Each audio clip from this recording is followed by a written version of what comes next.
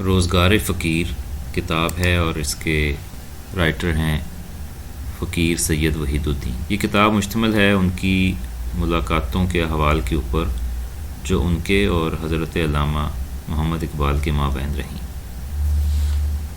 صفحہ نمبر 32 پر لکھتے ہیں، ڈاکٹر صاحب کو قدرت نے عظمت کے جس بلند ترین مقام پر پہنچایا تھا اس کا حال آپ جانتے ہیں، لیکن اس کے باوجود دوسروں کی تعریف کرنے میں کبھی بخل سے کام نہیں لیتے، خاص طور پر اپنے بے تکلف دوستوں کی خوبیوں کا ذکر تو اکثر موقعوں پر کرتے رہتے۔ والد مرحوم کو مطالعہ کا بڑا شوق تھا۔ یہ جو رائٹر ہیں سید وحید الدین، فقیر وحید الدین، ان کے جو والد محترم تھے فقیر نجم الدین، اصل میں وہ حضرت علامہ کے دوست تھے اور اسی نسبت سے ان کا علامہ کے گھر آنا جانا تھا۔ اور آگے لکھتے ہیں کہ دوسروں کی تعریف کرنے میں کبھی بخل سے کام نہیں لیتے تھے، خاص طور پر اپنے بے تکلف دوستوں کی خوبیوں کا ذکر تو اکثر موقعوں پر کرتے رہتے۔ والد مرحوم کو مطالعہ کا بڑا شوق تھا اور اسلامی تاریخ سے تو وہ خاص طور پر بڑا شغف رکھتے تھے، چنانچہ کبھی مطالعہ خصوصاً اسلامی تاریخ کے مطالعہ کا ذکر آتا تو وہ بڑے فخر سے کہا کرتے کہ اقبال یعنی کہ حضرت علامہ جب کسی سے میرا تعارف کراتا ہے تو یہ بات خاص طور پر کہتا ہے کہ میرے دوست فقیر سید نجم الدین اسلامی تاریخ پر بڑی وسیع نظر رکھتے ہیں۔ شروع کے اوراق میں میں اس بات کا ذکر کر چکا ہوں کہ ڈاکٹر صاحب کا دل عشق رسول صلی اللہ علیہ وسلم نے گداز رکھا تھا۔ زندگی کے آخری زمانہ میں تو یہ کیفیت ہو گئی تھی کہ حضرت صلی اللہ علیہ وآلہ وسلم کا ذکر آ جاتا تو ڈاکٹر صاحب کی آنکھوں سے آنسو بہہ نکلتے، اور آخری عمر میں یہ کیفیت اس انتہا کو پہنچ گئی تھی کہ ہچکی بند جاتی تھی، آواز بھرا جاتی تھی اور وہ کئی منٹ مکمل سکوت اختیار کر لیتے تاکہ اپنے جذبات پر قابو پا سکیں اور گفتگو جاری رکھ سکیں۔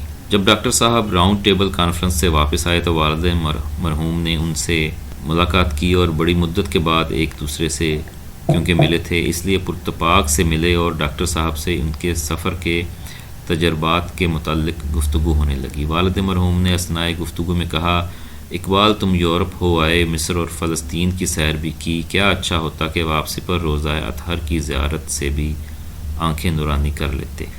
یہ سنتے ہی ڈاکٹر صاحب کی حالت دگرگوں ہو گئی، یعنی چہرے پر زردی چھا گئی اور آنکھوں سے آنسو بہنے لگے۔ چند لمحے تک یہی کیفیت رہی، پھر کہنے لگے، فقیر میں کس منہ سے روزہ اطہر پر حاضر ہوتا۔ شروع میں والد مرحوم کی ہدایت کے باوجود ڈاکٹر صاحب سے دور رہا، البتہ جب کبھی والد محترم کی خدمت میں حاضر ہوتا، حضرت علامہ کا ذکر چھیڑتا، وہ ڈاکٹر صاحب کی زندگی کے دلچسپ واقعات سناتے، ان کی سادگی، خلوص، شاعرانہ عظمت اور علم کا ذکر کر کے میرے شوق کو اور برانگیختہ کرتے۔ میں کبھی ان کی باتیں سن کے سوچتا، سچ مچ ڈاکٹر صاحب کی خدمت میں حاضر ہوئے تو مدتیں ہو گئیں، خدا نے چاہا تو ان دنوں ضرور ان کی زیارت کروں گا۔ آگے ایک چیز لکھتے ہیں جو قابل ذکر ہے، ایک دفعہ ان کی طبیعت ذرا شگفتہ تھی، یعنی باتیں کرنے کے موڈ میں تھے۔ میں نے اس موقع سے فائدہ اٹھایا اور سوال کیا، ڈاکٹر صاحب آپ شعر کیسے کہتے ہیں؟ فرمایا، ایک مرتبہ فارمن کرسچین کالج لاہور کے سالانہ اجلاس میں گیا تو کالج کے پرنسپل ڈاکٹر لوکس نے مجھے اپنے ساتھ بیٹھنے کی دعوت دی۔ اجلاس کا پروگرام ختم ہونے کے بعد چائے کا بندوبست کیا گیا۔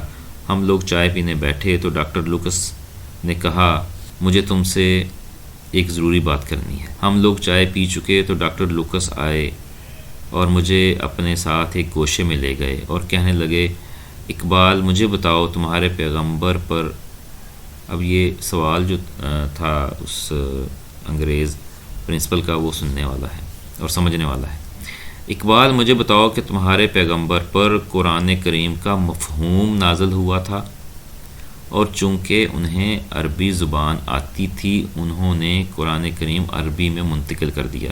یعنی اس کا موقف یا اس کا خیال یا اس کا کہنا یہ تھا ڈاکٹر لوکس کا کہ نبی اکرم صلی اللہ علیہ وآلہ وسلم کے اوپر وہی جو نازل ہوتی تھی وہ ایک کیفیت کی صورت میں نازل ہوتی تھی، اور وہ اس کیفیت کو خود آپ صلی اللہ علیہ وسلم اس کیفیت کو خود زبان یا الفاظ میں خود ڈھال لیتے، عربی الفاظ میں۔ تو یہ سوال پوچھا اس ڈاکٹر نے حضرت علامہ سے. میں نے کہا یہ، اب حضرت علامہ نے جواب دیا، میں نے کہا یہ عبارت ہی اتری تھی. ڈاکٹر لوکس نے حیران ہو کر کہا، اقبال تم جیسا پڑھا لکھا آدمی اس بات پر یقین رکھتا ہے کہ یہ عبارت ہی اس طرح سے اتری؟ میں نے کہا، ڈاکٹر لوکس یقین کرو، میرا تجربہ ہے، مجھ پر شعر پورا اترتا ہے، تو پیغمبر پر عبارت پوری کیوں نہیں اترتی ہوگی؟ یہ واقعہ بیان کرنے کے بعد ڈاکٹر صاحب نے فرمایا کہ جب شعر کہنے کی کیفیت مجھ پر طاری ہوتی ہے تو یہ سمجھ لو کہ ایک ماہی گیر نے مچھلیاں پکڑنے کے لیے جال ڈالا ہے. مچھلیاں اس کثرت سے جال کی طرف کھنچی چلی آ رہی ہیں کہ ماہی گیر پریشان ہو گیا ہے، سوچتا ہے کہ اتنی مچھلیاں میں کیسے پکڑوں گا، کسے پکڑوں گا اور کسے چھوڑوں گا. میں نے پوچھا، یعنی فقیر وحید الدین کہتے ہیں، میں نے پوچھا کیا آپ پر یہ کیفیت ہمیشہ رہتی ہے؟ وہ کہنے لگے، نہیں، یہ کیفیت تو مجھ پر سال بھر میں زیادہ سے زیادہ 2 بار طاری ہوتی ہے، لیکن فیضان کا یہ عالم کئی گھنٹوں رہتا ہے اور میں بے تکلفی سے شعر کہتا جاتا ہوں. پھر عجیب بات یہ ہے کہ جب طویل عرصہ کے بعد یہ کیفیت طاری ہوتی ہے تو پہلی کیفیت میں کہا گیا آخری شعر دوسری کیفیت کے پہلے شعر سے مربوط ہوتا ہے، گویا اس کیفیت میں ایک قسم کا تسلسل بھی پایا جاتا ہے، یا یوں کہنا چاہیے کہ یہ فیضان کے لمحے دراصل ایک ہی زنجیر کی مختلف کڑیوں کی حیثیت رکھتے ہیں.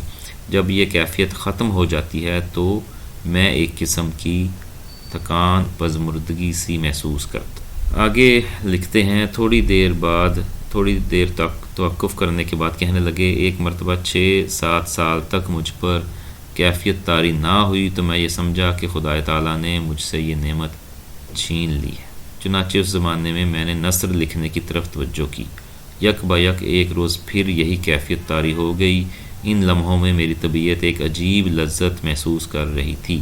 بس ایسا محسوس ہوتا تھا کہ اشعار کا ایک بحر مواج ہے کہ امڑ چلا آتا ہے. یہ کیفیت سرور و نشاط اتنی دیر تک قائم رہی کہ اس نے 6-7 سال کے جمود و تعطل کی تلافی کر دی.